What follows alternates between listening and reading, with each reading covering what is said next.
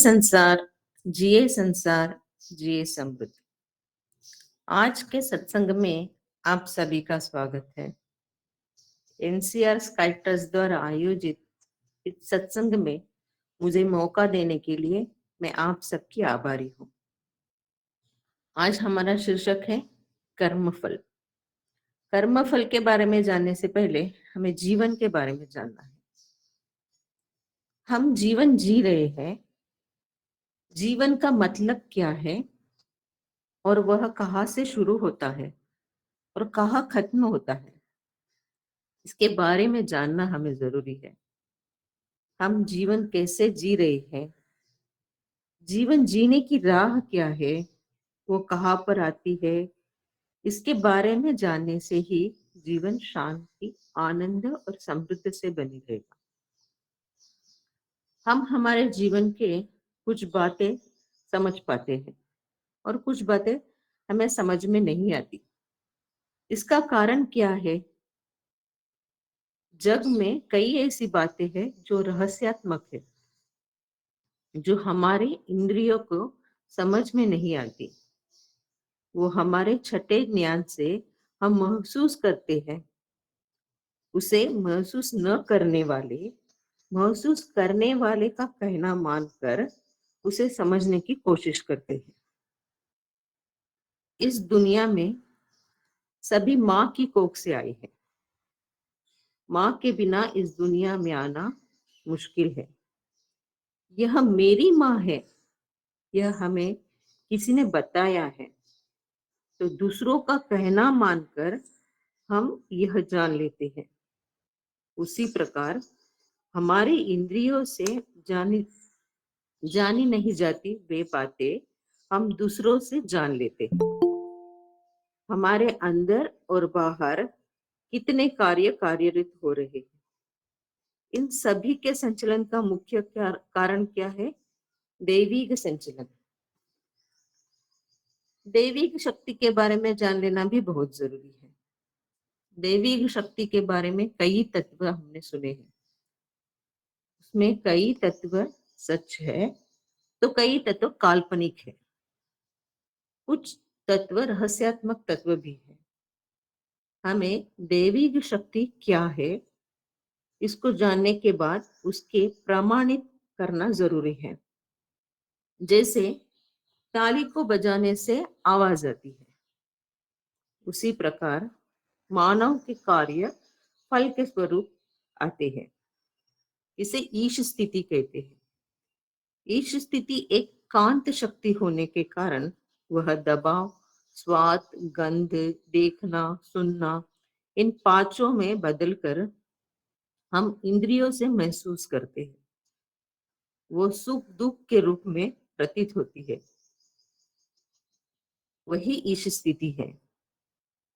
हम जो खाना खाते हैं वो 7 तत्वों में बदलता है। ये 7 तत्वों में बदलना, उसे मान लेना, हम कैसे मान ले? इसका कोई जवाब नहीं है। खाने में जो बदलाव होता है उसके लिए बाहर से हम कुछ नहीं करते, सब कुछ अंदर ही होता है। हमें इसका कोई ज्ञान नहीं है। खाना खाने से इतना कुछ होता है, इसका ज्ञान हमें बाद में ही होता है। ये सब ईशत्व शक्ति का रहस्य है। मानव ने किए कार्य का फल दैविक शक्ति उसके कार्य के समान देती है। ये कार्य मेरे लिए मेरे माता पिता ने नहीं किया, मेरे नजदीकी दोस्तों ने या रिश्तेदारों ने नहीं भी किया, तो फिर ये कार्य मेरे लिए कौन कर रहा है? मैंने जो खाना खाया है वह 7 तत्वों में कौन बदल रहा है? इस 7 तत्वों को बदलने वाली शक्ति कहाँ है? बाहर मत देखो, वो हमारे अंदर ही बसी है।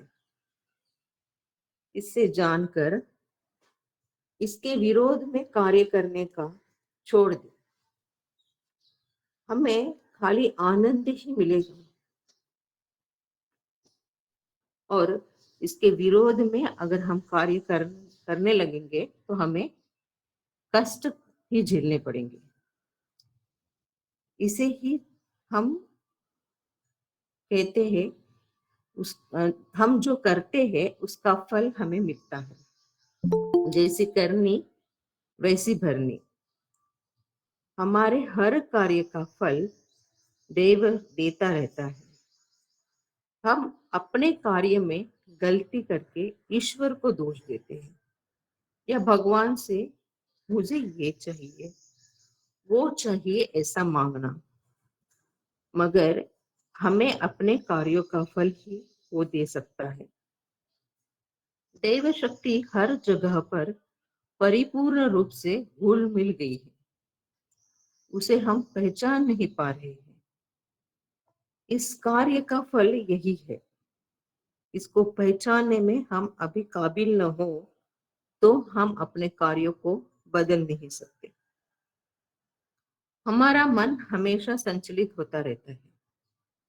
अगर कोई कह सकता है कि मेरा मन एक ही जगह पर एकाग्र होता है, तो ऐसा कहना थोड़ा मुश्किल है, क्योंकि हमारे कार्यों का फल हमें मिल रहा है, मतलब हमारा मन अभी भी संचलित है। देवी की शक्ति हर जगह पर फैली है। वो शुद्ध शून्य के रूप में पूरे ब्रह्मांड में फैली है। उसे ही हम ईश्वर कहते हैं, जो हमारे सभी कार्यों का फल हमें देता है। हम सभी कैसा जीवन चाहते हैं? शांति से भरा, आनंदमय, बिना कष्टों का। मगर क्या हमारा जीवन ऐसा है?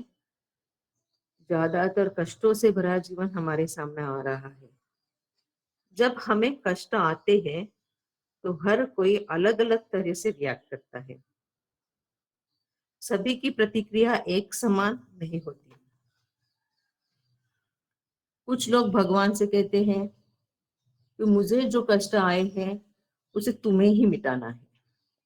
कुछ लोग भगवान से कहते हैं, अगर तुम मेरे कष्ट मिटाते हो तो मैं आपके लिए नारियल फोड़ूंगा, इसके इसके लिए इतना बड़ा भोग चढ़ाऊंगा। मगर कुछ लोग जो है सच में भगवान से कहते हैं, मुझे कष्ट आए हैं, उसे मिटाने की राह दिखाओ। उस राह को दिखाने के लिए तुम ही मेरे सामने आओगे। ऐसी प्रार्थना करने वाले को महान कहते हैं। जैसे गीता में कहा है, जब जब अधर्म उभरता है तब धर्म को निभाने के लिए मैं तुम्हारे सामने आऊंगा। इस हर युग युग में मैं जन्म लूंगा। तो अभी सोचो, महान कौन है? महान भी एक साधारण मानव ही थे। वे शुद्ध शून्य का रूप है। मगर हम देखते हैं हमारे कष्ट का, मगर महान के आने के बाद भी हमारे कष्ट कम न होकर बढ़ते जा रहे हैं। तो फिर क्या महान हमें राह दिखाने में नाकामयाब हो रहे हैं? कहीं कुछ तो गलत हो रहा है। हमारे कष्ट क्यों बढ़ते जा रहे हैं? अगर हम इसके बारे में जानने की कोशिश की तो इसके कारण हैं, जैसे कि महान ने समझाने की कोशिश की, उसको समझने की भाषा हमें समझ में नहीं आई होगी, या उनकी भाषा दूसरी भाषा होगी। जैसे हम देख सकते हैं कि दोहे, हम दोहे ही ले सकते हैं, ये साधारण व्यक्ति को समझ में नहीं आते। उसी प्रकार उनके अनुभव जो है वो काल के परे है, जो हर काल के लोगों को मैच नहीं होते। जो पुराने काल के जो उनके अनुभव है, आजकल के लोगों से वो मैच नहीं हो रहे हैं। साधारण व्यक्ति को समझने के लिए उसके पास उच्च ज्ञान नहीं है। यही आगे जाकर भक्ति के नाम से उन्होंने हमें सिखाया। भक्ति में हमेशा क्या होता है? हमें भगवान को देखकर डर लगता है। अच्छे कार्य का अच्छे कार्यों का अच्छा फल और बुरे कार्यों का बुरा फल मिलेगा, ऐसा डर दिखाकर बड़ों ने हमें हमारे जीवन में अच्छाई करने के लिए उत्तेजित किया। मगर आज हम देखते हैं कि लोगों के मन में डर भी नहीं है और भक्ति भी नहीं है, क्योंकि आज विज्ञान के कारण हम अज्ञान से निकलकर ज्ञान मार्ग पर चल रहे हैं। इस कारण हम पुराने जमाने के कथाओं को मान नहीं रहे हैं। तो हमें भक्ति के बदले में कर्म फल के बारे में जानना जरूरी है। मगर ये खाली मानव ही क्यों फॉलो करें? गलती तो जानवर भी करते हैं। हमारे घर में एक बिल्ली है, वो चोरी से दूध पी जाती है। उसे बिठाकर समझाओ, ये बिल्ली, तुम घर का दूध चोरी करके पीती हो, ये गलत है, चोरी करना पाप है। ऐसा कहने से क्या बिल्ली कल से चोरी करना छोड़ देगी? ये कैसे होगा? बिल्ली को वो ज्ञान ही नहीं है। वो इतना जानती है, भूख लगी है, सामने दूध है और वो पी जाती है। मानव में ही वो ज्ञान है जिसे वो समझ सकता है क्या सही है और क्या गलत है। तो मानव को ही बदलना है। मगर सोचो, मानव तक ये कष्ट कब से आई है? जब से जीव जंतु पैदा हुए तब से। एक जब एक जंतु दूसरे जंतु को खाने लगता है, तब से पाप शुरू हुआ। तब से जानवर मतलब 5 इंद्रियों तक के गुनाह मानव में बसे हुए हैं। क्योंकि वे जानवर जब भूख लगती है तब खाते हैं, दूसरों को कष्ट देकर ही भी अपने भूख मिटाते हैं। मगर उनको वो मालूम नहीं है, लेकिन उनके पाप जो है हमारे आनुवंशिक केंद्र में स्टोर हुए हैं। शरीर का परिवर्तन 1 इंद्रियों से 5 इंद्रियों तक हुआ है।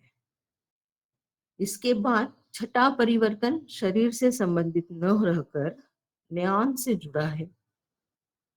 तो मानव का जन्म ज्ञान के परिवर्तन का है और जाने अनजाने में ज्ञान में परिवर्तन होता जा रहा है। जानवरों से आए शरीर शरीर परिवर्तन के साथ हमें ज्ञान भी मिलता है। तो अभी मानव को ज्ञान का आधार लेना है, न कि जानवरों की तरह इंद्रियों के कहने पर चलकर और पाप बढ़ाते जाना है। महर्षि ने हमें बताया है, कार्यों में बदलाव, कार्यों में नैतिकता, ये दो कार्यों से ही मानव अपना जीवन महान बना सकता है। जानवर होते समय हमने जो कार्य किए हैं उसे बदलना है। वो कार्य नैतिकता से भरे होने चाहिए। इस दोनों का ज्ञान हमें कब मिलेगा? इसे जीवन में कैसे लागू कर सकते हैं? हाँ, जब हमें पता चलेगा कि हम जो कार्य करते हैं उसका सही फल हमें उस कार्य के समान ही मिलेगा। इस तत्व के बारे में जानने से ही के बाद ही हमें पता चलेगा कि कौन से कार्य से कौन सा बदलाव लाना है और कौन से कार्य नैतिक कार्य है। जब हमारे कार्यों में नैतिकता नहीं होती है तो हमारे जीवन का कोई लक्ष्य नहीं होता। हम कहाँ जा रहे हैं, हमें क्या करना है, इस पर हमारा ध्यान नहीं होता। इस कारण हमें और विश्व को कई कष्ट झेलने पड़ते हैं। प्रकृति हमें बार बार चांस देती है कि हे मानव, अपने आप को बदलो। इस कारण कई प्रकार के संकट आते हैं। प्रकृति कहती है तुम ऐसे गलत काम करते रहोगे तो जीवन भर कष्ट आते ही रहेंगे। अभी तो अपने आप को बदलो, नैतिकता का जीवन जियो। खुश खुद नष्ट होने से बदले खुद को बदल कर जीवन जियो, जीवन सुखी होगा। हमें कर्म फल का ज्ञान चाहिए तो पहले कर्म के बारे में जानना चाहिए। कर्म का मतलब जीवकांत का खर्च करके हम जो संचलन करते हैं, जीवकांत हम 5 इंद्रियों में खर्च करते हैं। यही एंजॉयमेंट, उपभोग कहते हैं। यही उपभोग अनुभव के रूप में बदलता है। अनुभव का मतलब जीवकांत में हुआ स्थिर बदलाव। हम जब एंजॉयमेंट करते हैं तो हम जीवकांत खर्च करते हैं, तभी तो एंजॉयमेंट कर सकते हैं। हम कुछ भी ना करें, खाली बैठे रहे, तब भी मन में अनेक विचार आते हैं, उससे भी जीवकांत खर्च होता है। हर कार्य हम जीवकांत खर्च से ही कर सकते हैं। तो हम जो सोचते हैं वो करते हैं, मगर हर सोच कार्य में नहीं बदलती, मगर हर सोच और कार्य ओमकांत में स्टोर होता है। उस हर सोच और कार्य का फल हमें मिलना ही है। इसे दैव विधि कहते हैं, डिवाइन लॉ। हर कर्म का फल, अच्छे कर्म या अच्छा फल, बुरे कर्म का बुरा फल हमें मिलना ही है। मगर कभी कभी हम देखते हैं हम सब अच्छे कार्य ही करते हैं, मगर हमें कई कष्ट झेलने पड़ते हैं। ऐसा क्यों होता है? हमने देखा है हमारे आनुवंशिक केंद्र में हमारे ही नहीं, हमारे पूर्वजों के कार्यों की छाप भी है।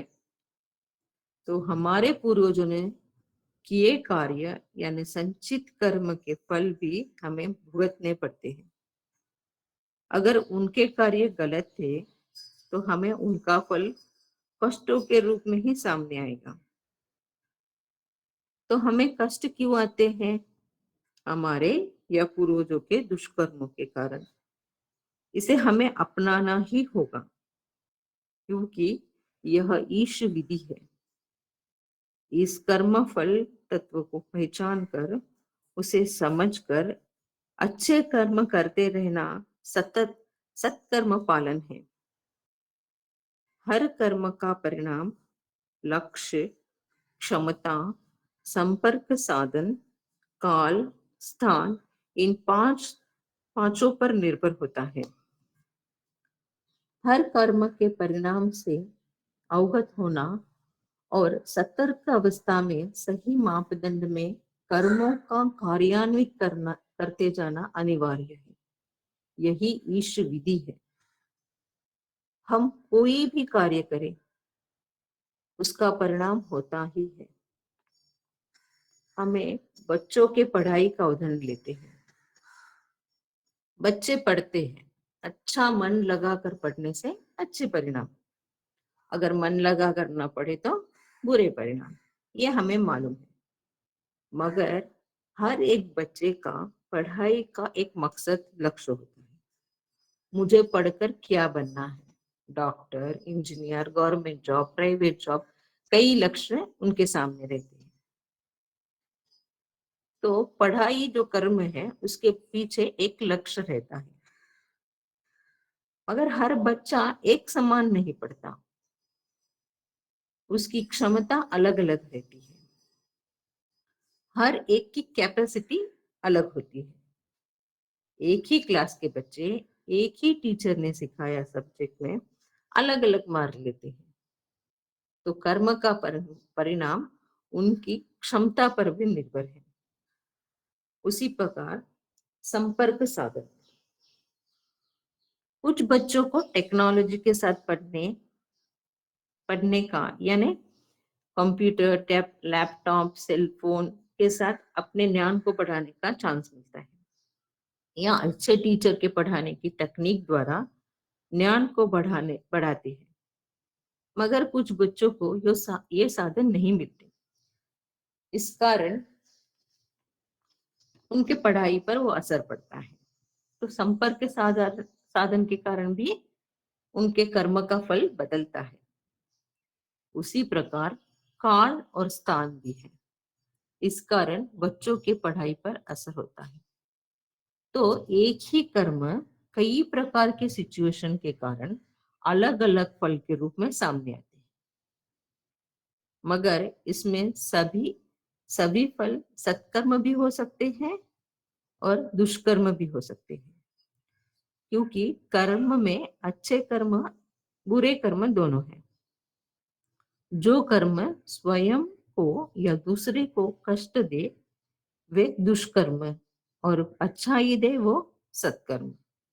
तो फिर हमारे कर्म का फल हमें मिलना ही है। कर्म का फल क्या होता है, ये जानने के बाद अपने कर्म को ठीक करना है। हमारे कर्म ठीक ठीक कैसे करें, इसके लिए हमारे पास एक बड़ा खजाना है। मनोविकास कला का एक बड़ा खजाना है आत्मविश्लेषण। आत्मविश्लेषण से हम अपने कार्यों को सही ढंग से विश्लेषण करके अच्छे कर्म करते रहना है। आत्मविश्लेषण से हमें अपने विचारों को उच्च विचारों में बदलना है। उच्च विचारों से ही हमें हमारे जीवन का ढांचा बनाना है। दुर्विचारों से मुक्त होकर अनावश्यक विचारों से मुक्ति पाकर सद्गुण प्राप्त करने हैं।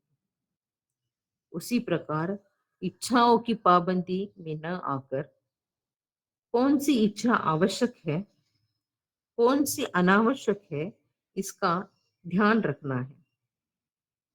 जरूरत से ज्यादा कोई भी चीज हो उस पर हमारा हक नहीं है, इसे समझकर उस इच्छा को छोड़ देना है। अगर